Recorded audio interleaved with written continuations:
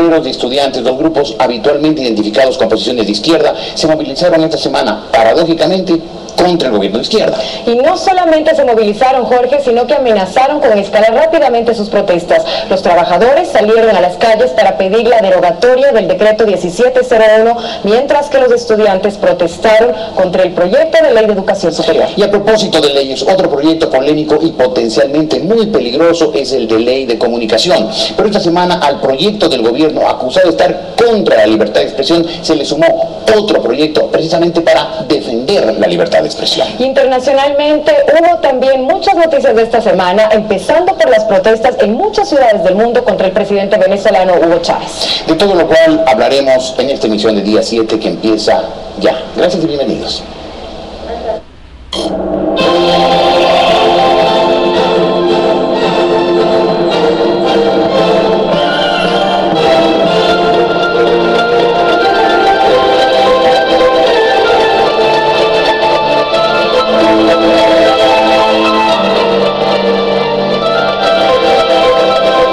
Empezamos con las protestas obreras contra el gobierno, o más específicamente contra un decreto del gobierno. Marcela. Sí, Jorge, se trata del decreto 1701 que elimina algunos de los privilegios de los trabajadores sindicalizados. Para lograr que sea derogado, los obreros están dispuestos hasta a llamar a una huelga nacional. Veamos. Con proclamas, banderas, pancartas y hasta zanqueros, los trabajadores y representantes sindicales de distintas organizaciones marcharon para exigir lo que ellos dicen son sus derechos constitucionales. El pedido concreto. Ha emitido el decreto 1701 que conculca los derechos de todos los trabajadores de este país. Nosotros no estamos aquí reclamando en ningún momento ningún tipo de privilegio. Lo que estamos reclamando es el respeto a los derechos laborales. Los trabajadores aseguran que este decreto referente a los contratos colectivos y a la organización sindical viola derechos alcanzados durante años de lucha. 40 años de lucha no nos van a quitar de un tajo. E incluso aseguran haber planteado una demanda de inconstitucionalidad ante la Corte Constitucional y por eso se detuvieron allí con sus reclamos. Advirtieron además que radicalizarán sus protestas en caso de no ser escuchados por el gobierno. Iremos incrementando las movilizaciones hasta tomar una acción ya a nivel nacional, como es lo que se ha planteado ya en las centrales sindicales, la huelga nacional. A los trabajadores públicos se sumaron también empleados privados, que reclaman el pago de sus utilidades. Mucho tiempo no nos ha pagado como es de dinero. Y así, los trabajadores avanzaron en una marcha que estaba prevista hasta el Palacio de Gobierno. En Quito, María Sol Borja, 24 horas.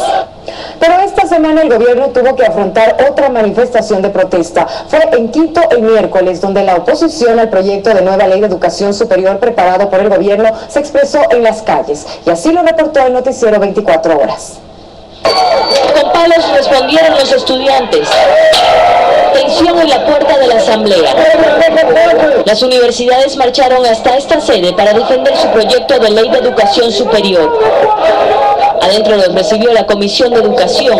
Ellos quieren que sea su ley la que apruebe la asamblea y no el proyecto que también presentó la Secretaría Nacional de Planificación Semplades. Porque esos funcionarios, yo les pregunto, ¿cuándo han estudiado en una institución pública en el Ecuador? Eso quiere decir que jamás. 14 puntos al menos son anticonstitucionales. Marcharon desde la Casa de la Cultura. Entre sus objeciones al proyecto de Semplades está la autonomía. ¿Cómo es el tema del financiamiento? No puede ser posible que hoy se trate de eliminar el FOPEDEUPO, que es un ingreso permanente de las universidades y que no dependemos efectivamente del simplemente presupuesto general del Estado.